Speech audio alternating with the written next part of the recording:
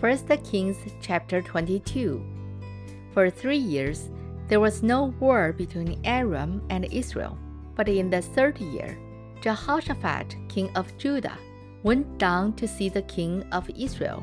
The king of Israel had said to his officials, "Don't you know that Ramoth Gilead belongs to us, and yet we are doing nothing to retake it from the king of Aram?" So he asked Jehoshaphat, "Will you go with me to fight against Ramoth Gilead?" Jehoshaphat replied to the king of Israel, "I am as you are, my people as your people, my horses as your horses."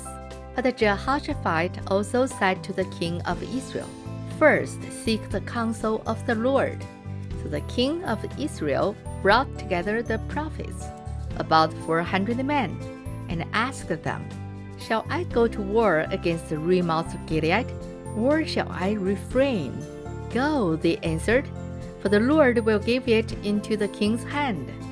But Jehoshaphat asked, "Is there not a prophet of the Lord here whom we can inquire of?"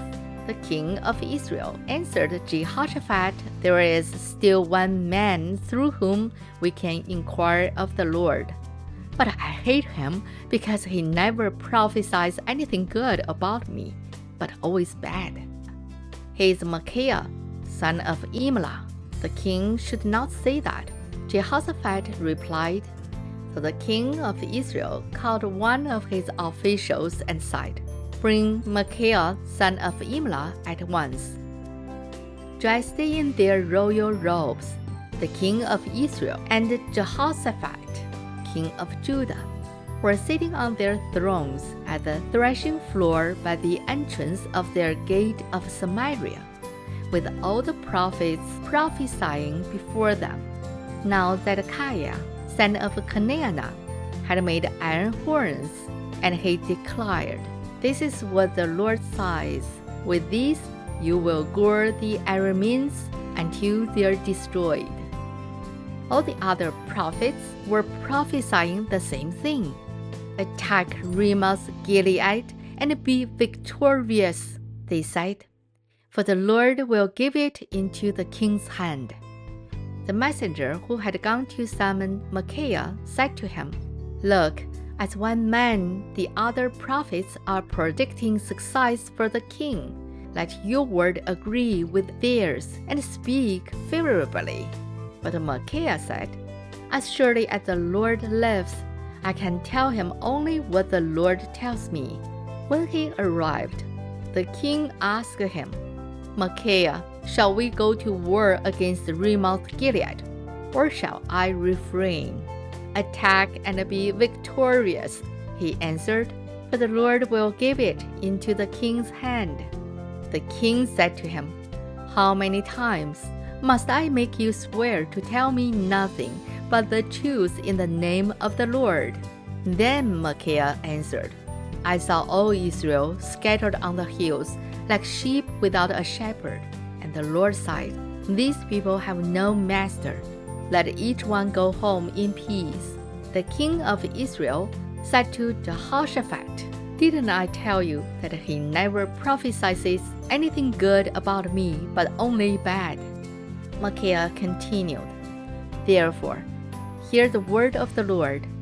I saw the Lord sitting on his throne with all the host of heaven standing around him on his right and on his left. And the Lord said, 'Who will entice Ahab into attacking Ramoth Gilead and going to his death there?' One suggested this and another that. Finally, a spirit came forward, stood before the Lord and said, 'I will entice him.' 'By what means?' the Lord asked. 'I will go out and be a lying spirit in the mouth of all his prophets.' He said, 'You will succeed in enticing him,' said the Lord. 'Go and do it.' So now the Lord had put a lying spirit in the mouth of all these prophets of yours. The Lord has decreed disaster for you." Then Zedekiah, son of Kenaanah, went up and slapped Micaiah in the face. "Which way did the spirit from the Lord go when he went from me? to speak to you?" he asked. Micaiah replied, "You will find out on the day you go to hide in an inner room." The king of Israel then ordered, "Take Micaiah and send him back to Amon, the ruler of the city, and to Joash, the king's son, and say, 'This is what the king says. Put this fellow in prison and give him nothing but bread and water until I return safely.'"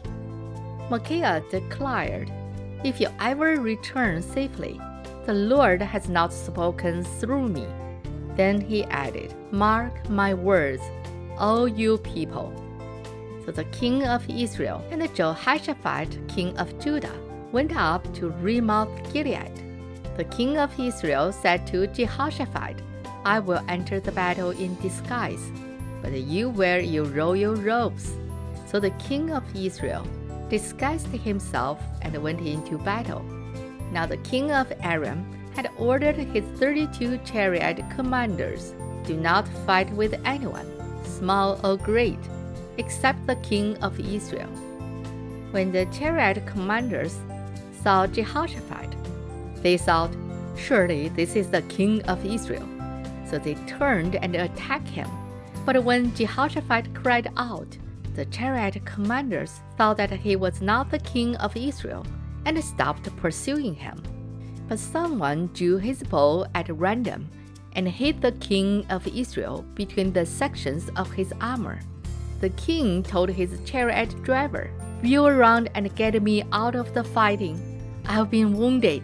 All day long the battle raged, and the king was propped up in his chariot facing the Arameans. As the sun was setting, a cry spread through the army, "Every man to his town, everyone to his land." So the king died and was brought to Samaria, and they buried him there. They washed the chariot at a pool in Samaria, where the prostitutes bathed, and the dogs licked up his blood, as the word of the Lord had declared. As for the other events of Ahab's reign, including all he did, the palace he built and inlaid with ivory, and the cities he fortified, are they not written in the book of the annals of the kings of Israel? Ahab rested with his fathers, and Ahaziah, his son, succeeded him as king. Jehoshaphat, son of Asa, became king of Judah in the first year of Ahab, king of Israel.